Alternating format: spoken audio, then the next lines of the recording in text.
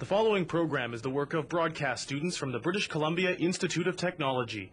BCIT Magazine features news stories from around the Lower Mainland over the past week. Responsibility for the content of the show rests completely with the students and their BCIT instructors.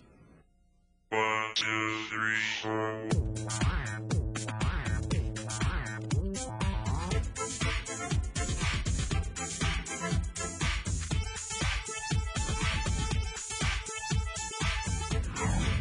On BCIT Magazine, new police officers, a look at the recruiting process. Tough new seatbelt regulations are coming your way, and for good reasons. And the Canadian team gets ready to host the Bocce World Cup.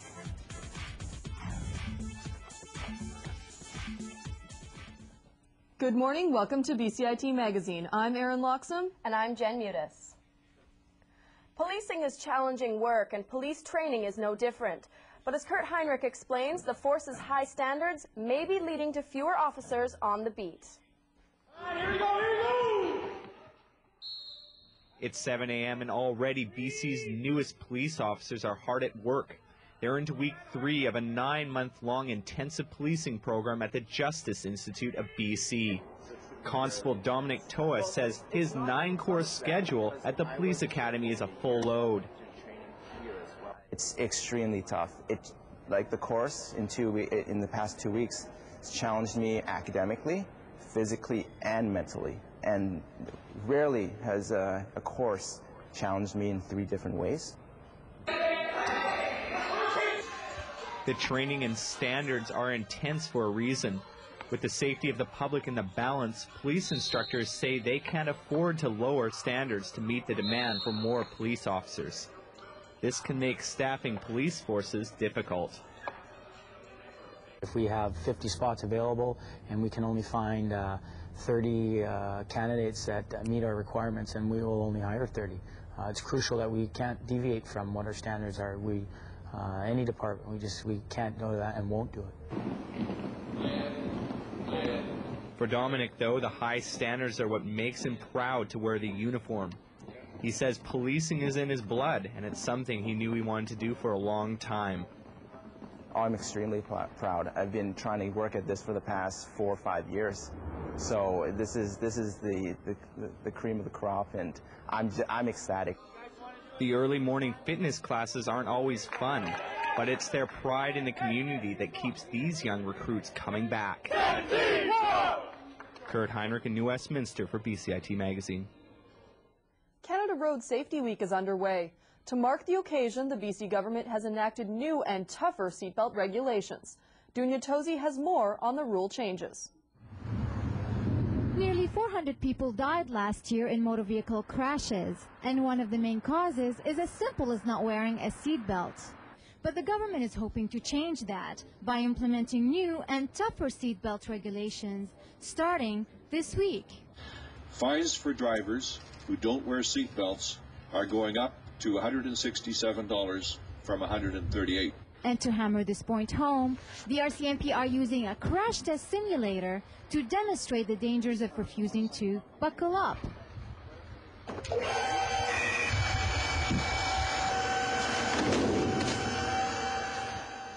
So the point that we're trying to put across is that everybody gets belted in, and that if one person doesn't, there's nothing wrong with the other people saying, hey, put your seatbelt on.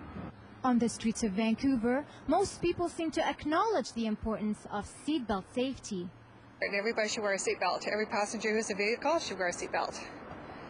Well, they make sense, but I've been in a couple of accidents myself where they've definitely helped me and helped the occupants in my car. I didn't like them when they first came out, when they were first legislated years and years ago, but I wear mine all the time now, and I think they save lives. So about 10% of the population still don't wear seatbelts, and that's causing 40% of the fatalities. And they're hoping by using this simulator everywhere that this is going to encourage people to wear their seatbelts and reduce fatalities and make it a safer place for everyone. Dunya Tosi in Vancouver for BCIT Magazine.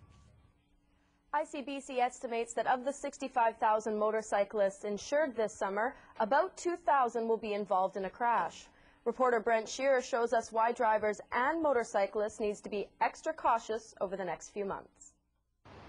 It's a beautiful spring day in Vancouver, and there are plenty of bikes on the road. Business at local dealerships is picking up. Our business is weather related, and as soon as the weather gets nice, then definitely more people are interested in motorcycling. It also means more accidents involving motorcycles. Amid the wrecked bikes at this salvage yard, it's easy to see why ICBC is promoting motorcycle awareness this month.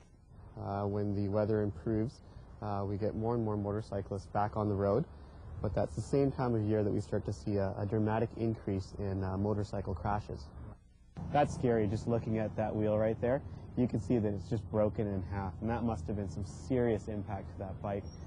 Chances are that the rider in this case was rather seriously injured. It's a damage rate at the point. Cars like this that have been involved in collisions with motorcycles serve as reminders the need to be aware of bikes on the road. The majority of accidents involving motorcycles occur at low speeds at busy intersections like the one you see behind me here. What most often happens is a driver violates a motorcycle's right of way or fails to notice a motorcycle altogether. Quality gear like a leather jacket, full-fingered gloves, sturdy boots, and a helmet with a face shield will help protect riders. And for novice riders like me, it's wise to enroll in a course that's endorsed by the BC Safety Council. Brent Shearer in Vancouver for BCIT Magazine. We now go live to Brent Shearer with more on this story. Brent, with motorcycles on the road these days, what are a few safety tips for drivers? Well, Aaron, in addition to being extra cautious when turning at intersections, drivers should also try and make eye contact with motorcycles. When they're out on the roads, they should leave at least 3 seconds of following distance when they're behind a motorcycle. Now, as for the motorcyclists themselves, it goes without saying they should always wear a helmet, and if they can, definitely try and make eye contact with those drivers out on the road. Back to you. Thanks, Brent. With the recent Rottweiler attack on a 3-year-old girl, there seems to be a growing fear of this breed. Is the fear justified, or are all dogs created equal? As Taranam Kazimpour reports, one local veterinarian calls Rottweilers a keg of dynamite. Dr. Neil McIntyre has been a veterinarian for 36 years. He says he has seen it all. I myself have been bitten by more little dogs than big dogs. Even so, Dr. McIntyre says Rottweilers have been bred to be protective and aggressive. Rottweilers, they do so much damage because they're so strong and powerful. In this situation where there's a little girl coming into a mature Rottweiler's territory, you've really got a problem. I don't really know the reason why people have those dogs. I think they're dangerous, and I think they're bred to be that way. Zachary, my 3-year-old, runs ahead of me a lot, and if we come around a blind corner, I get a little hesitant, I guess, because if there's a Rottweiler back there, I'd rather have him close to me. And absolutely, if I see a Rottweiler, I grab his hand and make sure that he's with me in a position where I can pick him up.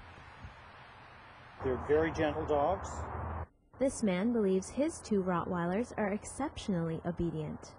The attitude of the dogs towards anybody in the public, it has only to do with the owner and any specific training that the dogs will take. They're very trainable. They're my 2 best friends. The best thing that's ever happened to me in my life, aside from my wife. Yeah, I think there's a certain amount of denial. I think there's a certain amount of lack of education. I think there's a certain amount of hope. My God, you've got this keg of dynamite sitting here, and yeah, you've got to handle it right, but it explodes, and you got to know that. While opinions vary, there's no denying the strength of the Rottweiler. Taranam Kazimpour in Burnaby for BCIT Magazine. Coming up on BCIT Magazine, June is Bicycle Month, and more bikes on the road means more work for bike mechanics. And one woman takes action to remember her father and support cancer research.